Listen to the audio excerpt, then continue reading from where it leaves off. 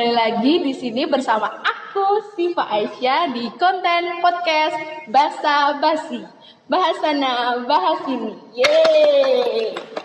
Kali ini di episode podcast kali ini aku punya topik yang gak kalah menarik, yaitu tentang kuliah sambil kerja. Nah, di sini aku udah ada narasumber yang kebetulan teman aku sendiri dan dia mengalami atau berpengalaman dan sedang menjalani kuliah sambil kerja. Oke, Mbak Dewi boleh perkenalan dulu? Halo teman-teman, kenalin ya, aku Dewi. Saat ini aku sedang kuliah di Universitas Terbuka Surakarta dan juga menjalani kerja di Bank BNI. Oke, ya udah kelihatan ya teman-teman, karena dari bajunya, dari seragamnya udah kelihatan banget kalau Mbak BNI gitu ya. Oke, dan Mbak Dewi ini juga sangat sibuk ya guys, karena kan kuliah sambil kerja. Habis itu tadi bikin podcast ini juga Mbak Dewi baru pulang kerja, jadi nyempetin waktu banget buat datang di acara podcast Basa Basi. Oke, ya nggak perlu basa-basi, aku langsung mau tanya nih ya Mbak ya. Gimana sih awalnya kok kamu bisa menjalani kuliah sambil kerja gitu? Pernah nggak sih pas dulu lulus SMA tuh kepikiran mau kerja di bank dulu atau gimana gitu? Ya, ini cerita dari awal aja ya. Iya. Jadi waktu awal itu kan waktu kita lulusan tuh masih pandemi ya itu ya, pandemi 2020 kan.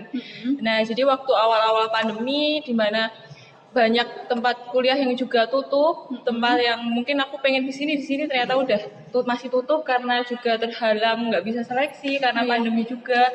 Nah, akhirnya sempat berpikir kalau udahlah mungkin aku kuliah tahun depan aja karena tahun ini pasti banyak banget yang udah ngincar univ-univ yang masih buka nih tahun itu kan. Terus banyak saingannya juga. Nah, terus kalau awalnya sih nggak pernah kepikiran ya, dari SMA tuh nggak pernah kepikiran buat langsung kerja. Pasti mikirnya udah kuliah, apalagi kerja di bank, kayak ya nggak mungkin anak SMA bisa kerja di bank gitu kan. Terus nggak pernah kepikiran dan nggak pernah punya cita-cita sih kerja di situ. Nah, terus waktu awal-awal pandemi sempat yang udah bingung nih mau kuliah karena SBM, ternyata jadwal aku dapatnya mundur-mundur terus. Jadi karena waktu itu karena aku di UNS sempat ada yang COVID itu ya.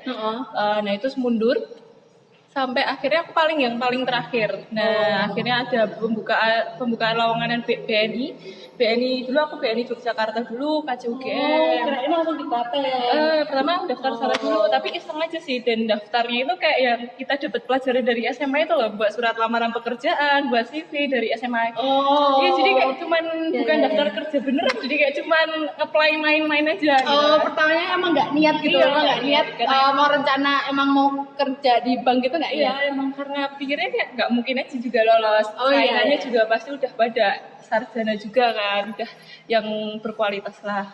Terus akhirnya daftar BNI, jalanin dan keterima. Tapi di situ karena aku berpikir kalau misalnya aku nggak kuliah, itu kalau kita berprestasi apapun di kerja, kita harus tetap punya penunjang. Makanya kenapa saat aku udah kerja berapa bulan aku memutuskan untuk kuliah. Oh, jadi kemarin itu pas lulus sekolah, berarti jeda untuk daftar kerja, terus kuliahnya itu berapa bulan atau gap year setahun? Enggak sih, nggak nyampe setahun sih, cuma beberapa bulan habis lulusan, terus sempet bimbel juga. Tapi ternyata salah satu universitas yang aku pengen tuju ternyata nggak buka.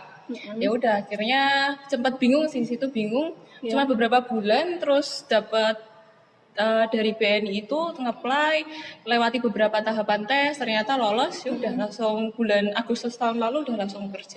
Oh iya, berarti besok Agustus ini udah genap 1 tahun ya? Iya. Ya Allah, cepet juga ya, nggak kerasa gitu.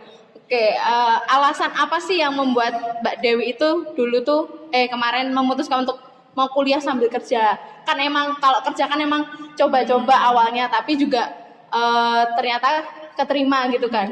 Alasannya apa? Maksudnya kan juga aku sendiri aja nggak kuliah sambil kerja aja tuh kayak kuliah itu udah berat gitu loh, apalagi kan Mbak Dewi yang kerja sambil kuliah gitu. Gimana? Ya sebenarnya kalau alasan sih ya pengen bantu orang tua juga sih ya. Iya. Karena kan kayak kapan lagi nih kita bisa kuliah tapi biaya sendiri juga. Kita bisa Oh, membiayai iya. sendiri semua juga kan. Tapi kalau awalnya sih ya karena emang waktu ngeplay terus keterima terus berusaha apa ya cari tahu oh ternyata kalau kerja tuh seperti ini, kerja di bank kayak gini kayak gini kayak gini. Mau cari Jadi pengalaman aja mau gitu. cari pengalaman awalnya Iya. karena kan juga karena masih muda juga kan kita juga bener-bener awam banget sama dunia kerja gitu loh jadi kayak yang ya udah pertamanya coba-coba terus kalau alasan sih support orang tua juga sih jadi kayak misalnya karena aku ngelihat di pandemi ini kayak biaya kuliah pun juga tambah semakin kayak naik deh Iya, entah aku yang nggak tahu ya tapi mahal ya apalagi belum kalau biaya kos dan lain-lain gitu loh Iya, benar.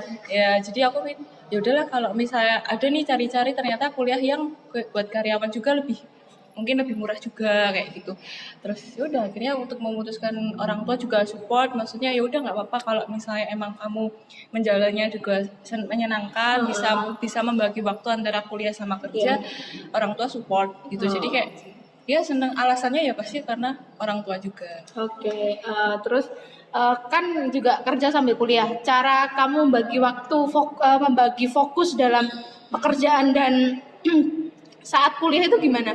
Kan juga jadwalnya pasti bentrok kan, apalagi ini daring gitu loh. Awal kuliah terus daring gimana menurut Mbak Dewi? Susah nggak?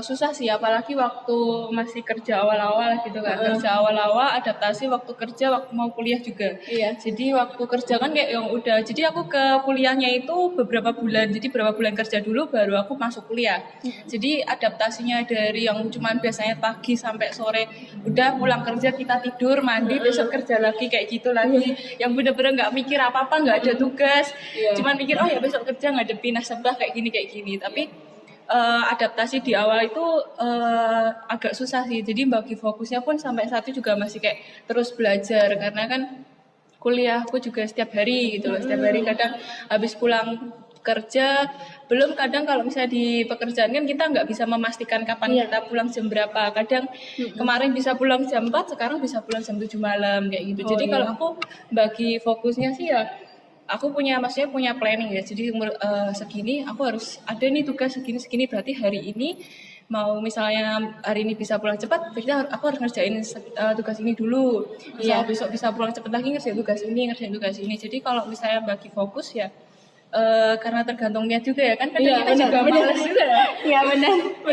Kalau kita udah bener-bener niat mau ngerjain tugas kan mau nggak mau Iya harus dikerjain juga karena kan kuliah dan kerja itu kan sama-sama tuntutan sama-sama udah menjadi hal yang tanggung jawab gitu kan.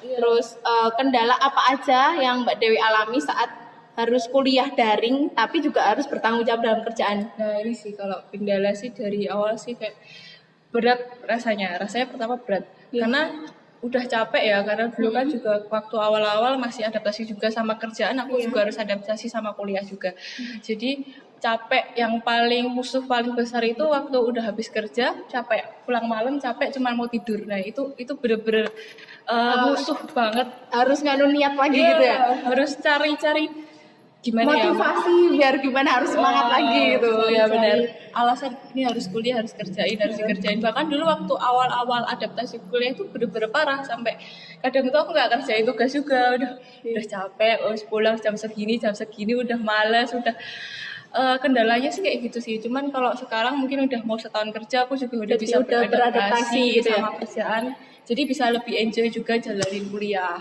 Oh gitu. Terus suka dukanya menjalani kerja di tempat kerjaan kan ya kadang kan ya tadi kayak ada tugas terus kan di kerjaan udah capek tuh. Terus suka dukanya tuh apa sih kalau pas kerja kayak dapat nasabah yang nyebelin atau gimana gitu? Gimana Mbak? Iya, kalau misalnya aku kerja juga di layanan, jadi kalau layanan itu nggak mungkin kalau misalnya nggak ada komplain yang baik atau buruk itu pasti ada pro kontra. Ya suka dukanya sih kadang kalau misalnya kita cuma dapat komplain, yang padahal kita mungkin sudah sesuai prosedur ya, mungkin karena banyak masyarakat yang masih juga awam dengan prosedur-prosedur, kadang cuma berpacu pada biasanya kayak gini mbak bisa ya kan dengan prosedur. Ya suka dukanya sih kayak kadang kita pagi kayak ngejalanin itu harus ketemu nasabah. Kadang aku juga sempat mikir gini sih, wah ternyata aku tuh kayak udah dewasa aja gitu. Karena teman-teman sebayangku tuh udah yang udah umurnya udah tua banget dari Berarti aku. di tempat kerja tuh Mbak Dewi yang lebih muda, paling muda Iya, sendiri gitu. paling muda. Tapi kan juga maksudnya meskipun masih muda tapi kan malah diajarin gitu kan, malah dikasih tahu gimana sih sharing gitu kan pastinya. Iya, pasti banyak sharing ya. Cuman kalau misalnya yang udah umur segitu kan sharingnya juga kadang ada yang beda. Ya kalau suka dukanya kayak gitu sih. Kadang kalau nggak enaknya kalau di layanan juga itu banyak komplain. Mungkin kerjaannya akhir bulan apalagi juga pasti banyak. Jadi kadang kalau misalnya udah di akhir bulan tuh kuliah juga udah yang aduh harus bagi waktu lagi ya. Kadang Sabtu Minggu yang harus ya. Jadi aku punya kayak jadwal gitu, hari Senin misalnya aku harus kerjain kuliah ini, Selasa harus kerjain kuliah ini, Rabu misalnya biasanya aku tahu nih jadwal kan, tapi kita nggak tahu ya kalau layanan kan nasabah datang berapa hari ini kan kita tidak bisa memastikan. Jadi kadang cuman kalau Senin biasanya rame nih, berarti aku kuliahnya yang ringan aja nih. Selasa kayaknya nggak terlalu padat deh, jadi aku ambil kuliah yang agak mungkin kayak manajemen atau apa yang lebih banyak mikirnya gitu loh. Nah kadang kalau Jumat itu juga rame, tapi kan besoknya libur, jadi kita bisa kuliah sampai malam. Tapi tetap harus dalam 1 minggu harus ada jeda waktu refreshing. Pasti. Iyalah, nanti kalau fokus kuliah sama kerja lagi capek terus cepet tua nanti kan nggak dapet refreshing gitu kan. Gimana sih kayak kalau di kuliah aku yang biasa kan bukan kelas karyawan kan, itu kan jadwalnya dari Senin sampai Jumat dan kelasnya tuh dari pagi sampai siang sampai sore gitu kan. Kalau ya tergantung jurusan juga. Kalau kelas karyawan tuh gimana sih Mbak? Kalau kelas aku sih sebenarnya kalau misalnya nggak daring itu Sabtu Minggu sih, kita pertemuan ada Sabtu Minggu. Cuman karena ada kondisi seperti ini kan kita harus daring ya. Jadi biasanya kadang dosen ngirim, jadi kita ada webnya gitu namanya e-learning. Jadi di e-learning itu kita punya akun sendiri di kampus. Nah terus kita di situ udah ada nih matkul-matkulnya. Nanti kita ngisi kehadiran dulu. Misalnya kita mau ambil matkul manajemen hari itu, ya udah kita cek aja manajemen, nanti ada materi dulu biasanya di situ. Nanti ada kayak tugas, jadi deadline tugas hari tanggal segini sampai tanggal segini, berarti kita harus ngerjain jam segini, nanti email ke sini. Cuman paling kayak gitu-gitu aja sih. Kalau misalnya yang materi Zoom atau yang lain-lain itu biasanya mungkin weekend, karena banyak juga yang tahu, maksudnya ada beberapa yang bekerja juga walaupun nggak semuanya ya. Gitu. Jadi kayak fleksibel gitu ya jadwalnya. Iya fleksibel ya, cuman kita menyesuaikan aja. Kalau misalnya tugasnya tanggal segini ya berarti kita harus sudah ngumpulin tugasnya jam segini. Tapi dosennya di kelas karyawan gitu tuh lebih banyak tuntutan atau lebih santai sih Mbak? Pernah dapet dosen yang killer atau banyak tuntutan gitu nggak? Cuman kan kita beda-beda ya kayak gitu ya. Kayak menurutku tuntutan tuh seperti ini, menurutmu mungkin beda gitu kan. Karena setiap orang kan nganggapnya juga beda-beda gitu. Jujur sih aku juga nggak terlalu paham sama kuliah yang umum ya, karena memang nggak pernah ngalamin.